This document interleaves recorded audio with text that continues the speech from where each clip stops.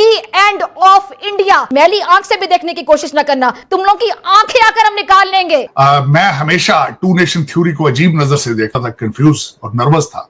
आज मैं शुक्र अदा कर रहा हूं चीमा साहब के पाकिस्तान बना है कि कलकत्ता की 70% पॉपुलेशन बिलो पॉवर्टी लाइन है। लोगों को जंगें लड़ने की जरूरत है। Chinese netizens have voiced strong concerns questioning the rationale behind supplying an untested fighter jet to Pakistan which has a shaky financial record. तो दो चीजें हैं जो चाइनीज सिटीजन बोल रहे हैं। एक तो तुमने खुद टेस्ट नहीं करा इसको। अब चाइनीज सिटीजन ये क्वेश्चन कर रहे हैं कि भाई ये पैसा आ कहां से रहा है चाइनीज सरकार के पास? चाइनीज सरकार का कोई बिजनेस तो है नहीं वैसा on the face of it. कि जावेद अख्तर साहब और शबाना आजमी साहिबा जो हैं वो अपनी मनपसंद जगह पे घर नहीं खरीद सकते। क्यों जी? क्योंकि जावेद अख्तर साहब और शबाना आजमी साहिबा मुसलमान हैं। कि खुदा ना खास्ते जो बच्चा है ये इंसान का बच्चा नहीं है, अगर वहां से गुजर गया तो उस जगह को आप लोग साफ करते हैं। काजी साहब 6 मई और 10 मई को पाकिस्तानी एयरफोर्स ने और पाक अफवाज ने यह साबित किया कि पाकिस्तानी एयरफोर्स और पाक अफवाज जो हैं वो ना सिर्फ जदीद तरीन टेक्नोलॉजी इस्तेमाल करना जानते हैं बल्कि हौसला भी रखते हैं और दुश्मन के को मुंह तोड़ जवाब देना भी जानते हैं। तो सबसे बड़ी अभी पाकिस्तान में अभी थोड़ी सी बचत ये है कि वहां पे मुसलमान और हिंदुओं को बिठा के लड़ाया नहीं जाता। भारत के अंदर एक पाकिस्तान बनाना है तो बनाओ, शौक से बनाओ। मणिपुर आज जल रहा है, कोई बात ही नहीं कर रहा। ये बलूचिस्तान के लिए परेशान है, मणिपुर आज जल रहा है पूरे स्टेट के। मैं तमाम हिंदुस्तानियों को रेकमेंड करना चाहूंगी, खुशवंत सिंह साहब की ये किताब है, अगर मैं मास्टरपीस कहूं तो गलत नहीं होगा। इसका टाइटल, वो कहते हैं ना कि नाम ही काफी है, तो नाम ही काफी है जी।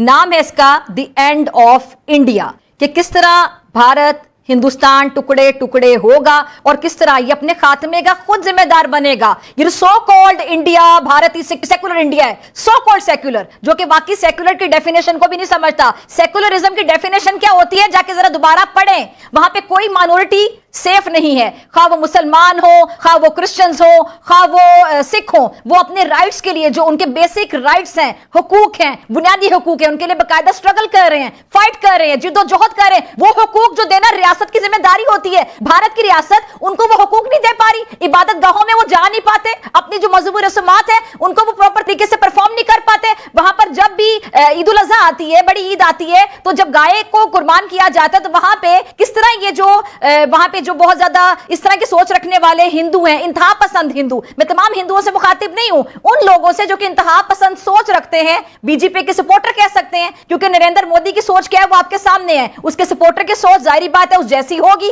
तो ही उसका वोटर होगा। वहां पर किस तरह चाकू छुरियां लेकर मुसलमानों पर ये चढ़ दौड़ते हैं, उनको मारने के लिए चढ़ दौड़ पे करते हैं और जबरदस्ती उनसे जय श्री राम के नारे लगवाए जाते हैं। इस किताब को सब लोगों को पढ़ना चाहिए और मेरे ख्याल से मैं रेकमेंड करती हूं ये किताब नरेंद्र मोदी को भी पढ़नी चाहिए, इसकी कॉपी अमित शाह को भी भेजनी चाहिए। इस किताब की कॉपी जिसका नाम है द एंड ऑफ इंडिया, जो कि हकीकत है, जो कि मुस्तकबिल है इंडिया का, इनको याद रखना चाहिए पल पल कि इनका मुस्तकबिल ये है। इसकी एक किताब की कॉपी जो है अमित शाह को भेजनी चाहिए, अजीत दोवल को भेजनी चाहिए और इसके साथ साथ राजनाथ सिंह को भेजनी चाहिए, अर्नब गोस्वामी जो नफसियाती सा एंकर इनका स्टूडियो में बैठा होता है उसको इसकी कॉपी भेजनी चाहिए, मेजर गौरव आर्या को भी पढ़ना चाहिए। द एंड ऑफ इंडिया अपने तज्जियों में जरा इसको भी पढ़ के शामिल कर लें ताकि तुम लोगों की औकात याद रहे। तुम लोग करोगे सर्जिकल स्ट्राइक, तुम लोग करोगे पाकिस्तान पे हमला, ये तुम लोगों की हकीकत है। The end of India. और इसके साथ साथ मैं जरा ये भी कहना चाहूंगी कि वहां पे बड़े जो थिंक टैंक्स बैठे हुए हैं, वहां पे ऐसे आर्टिस्ट जो कि बहुत काम करते हैं, इंसानी हुकूक के लिए काम करते हैं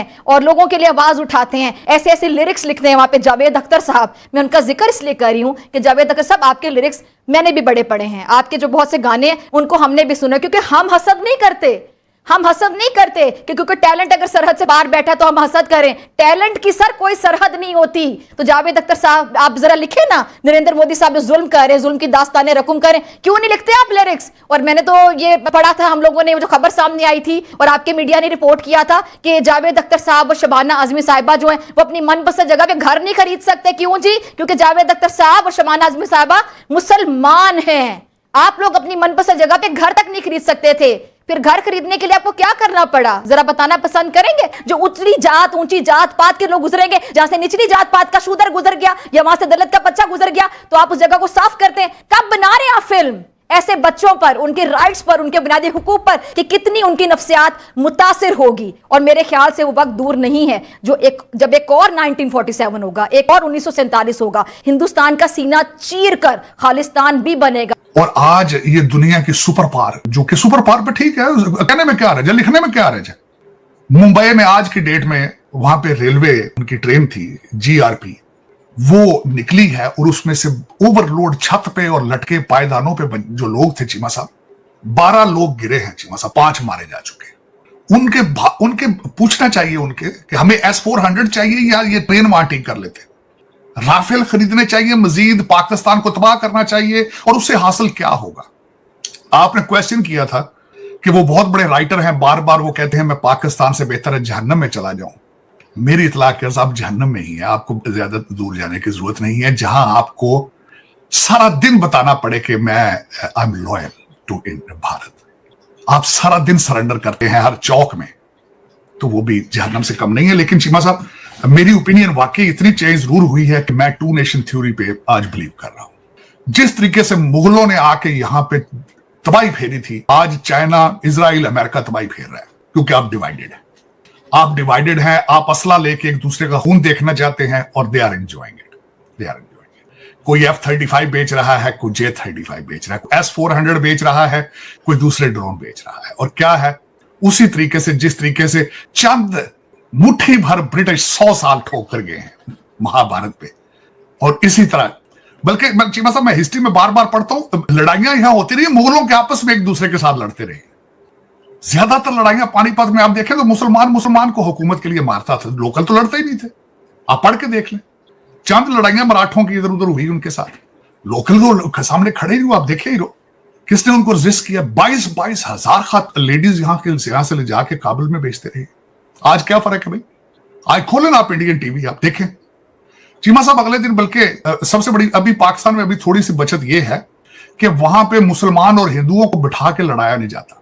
वहां पे अभी तक मैंने नहीं देखा कि एक मुसलमान बिठाया जाए और साथ हिंदू बिठा के मुसलमान का वॉल्यूम कम करके तो उसको सारे जूते मारे। लेकिन भारत में मुसलसल होता है और इस पे एंजॉय किया जाता है, रेटिंग ली जाती है।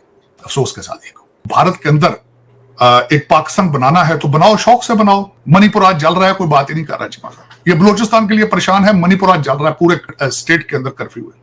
मैं आज भी इस चीज पे कायम हूं कि हम सारे के सारे सनातन धर्म से निकले वहां जो रहते हैं, ये फैक्ट है चीमा साहब। हाँ, लेकिन अब ये है कि हम एक दूसरे के खून के दुश्मन हैं, और इस सारी पॉलिसी में से तरक्की नहीं हो सकती।